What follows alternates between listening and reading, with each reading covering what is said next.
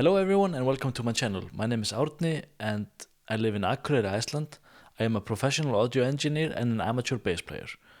I recently made a video about the wing rack setup I made for my band. You should be able to click the link up there if I'm not mistaken. We'll see what happens.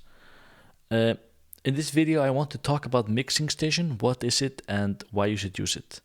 Mixing Station is an app to remotely control mixing consoles. It's a third-party app, so it's not made by a manufacturer, so it supports a lot of different brands. If you open the app and press the Add Mixer button, you can see all of the supported mixing consoles. Not all of them are fully featured with Mixing Station, but most of them have enough for what you need. There's a big community around Mixing Station, and the actual developer is very active on replying on Reddit, Facebook, and on the Discord server for the app. It's in constant development, and new mixers are being added frequently. One of the biggest benefits of Mixing Station, besides being able to control many different types of mixers, is that it is multi-platform and works on almost all devices.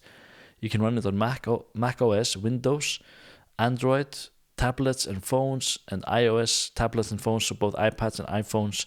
You can even run it on Linux. You can run it on the Amazon Fire. You can run it on the Amazon Kindle Fire things. You can run it on pretty much anything that is a computer. And you can have the same user interface and features in all of the devices. The purpose of this video is to show you how you can easily limit what you're seeing inside Mixing Station to be able to pass it all along to other players in your band. For example, we just did our first rehearsal with the new wing rack setup the other day, and I had everyone install Mixing Station. Then I took their phone and I did a minimal setup, which took me like a minute and a half, and then they all understood what was going on.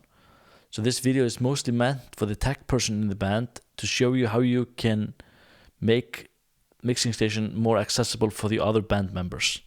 I'm going to open up Mixing Station. I'm going to add a wing and I'm going to select front of house mode now. We'll go to the other mode later. I'm going to press offline because I don't have my mixer with me.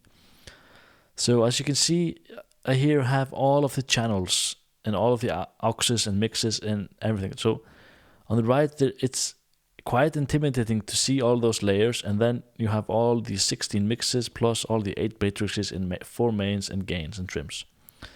I'm going to load up a Mixing Station scene I had from the last show, just so we have some names going on. Alright, here you can see that this is channel 1 to 12, this is 13 to 14, 25 to 36, and so on. And then you have all of the different in-ear mixes here, and it's all labeled and nice. For the first rehearsal with the new setup, I got the singer to install Mixing Station on their phone, and then I opened it up, I connected, and I went and I changed the layers. So I opened up this layer here, the first layer, I labeled that band, and then I just had the band in there. We didn't have a sax or percussion for this rehearsal, so I just don't need that. For the second layer, I hold that and edit it, and I called that vocals. And then we didn't have any guests for the rehearsal, so I just took out all the channels we weren't using. Then I went into the cogwheel and I went into layers, and I actually deleted all of the layers which contained something that we were not using and the lead singer did not need to have in her phone. So and then I'm going to add one more layer again, and I'm going to put the reverb returns in there. Alright, so here you can see just now it's becoming way easier to navigate. Just these 3 layers of inputs, but I still have all the outputs here. There is a way to connect just to a single output, and I'll show you that in a minute. But let's say that the first 3 players, Bjarni, Árni, and Siggi, let's say that this is a tablet that we all have access to on stage. And then I would go again into the cogwheel, and I would go here and I can make all the stuff I'm not using invisible. I can take this all out. Everything I don't need to be able to access, I'll just make that invisible. Just to clear things up. Let's see. So now I have just those 3 mixes selected. So now I only have access to these 3 mixes. because these are the only 3 players who have access to this device, which is my phone at the moment. Could be a tablet or computer or whatever. It's also possible to disconnect. Yes. And I'm going to add this. I'm going to add another ring. I'm going to choose personal monitor, and I'm going to choose bus 7, which I remembered is my lead singer. I'm going to go offline. And now you can see I don't have the mix select button available. This here is just the master for mix number 7, which is my lead singer. Since I'm not connected to a mixer, I lost all the names, but the layers are still here. So this is a limited access. This person now only has access to the levels and pans into her own send, so she cannot mess around with anything else. It's still possible to edit what's inside the layers, because the layers is just a mixing station, what is available.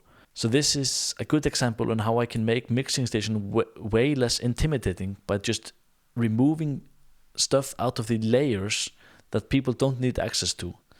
Then also use the personal monitoring if you don't want people to be able to mess around. There's lots of other settings. I'm not going to go into detail in Mixed Edition. There are plenty of videos of this. I just wanted to show you how easy it can be to make it more accessible for everyone. I hope you enjoyed this video. Please like and subscribe. I have some more videos in my mind, which I will hopefully be able to make soon. If you have any questions, just leave them in the comments. I will try to respond as I can. I will put some links in the description below the video, and I'll see you next time.